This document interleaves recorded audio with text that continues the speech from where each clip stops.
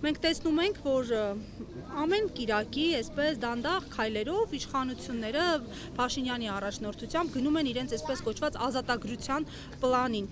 Հանգուցալուծումը դուք ինչպես եք տեսնում, մի կողմում եկեղեցին է իր իմաստնությամբ, լռությամբ, իր դարավոր դերակատարմամբ, մյուս կողմում իշխանությունները իրենց հրատապ հապճեպ որոշումներով, ուր պիտի հասնի այս ուղին, ինչպես հանգուցալուծվի։ Հանգուցալուծումը լեգիտիմիզմն է, իսկ լեգիտիմության առումով մեր ամենայն հայոց կաթողիկոսը, ամենայն հայոց հայրապետը Գարեգին երկրորդն է եւ չի կարող երկրի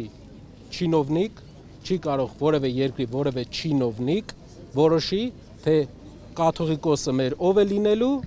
առավել եւս, եթե նա դեռ հարցեր ունի իր նախկին մեղքերի հետ։ Թող նա մի հատ իր մեղքերի հարցով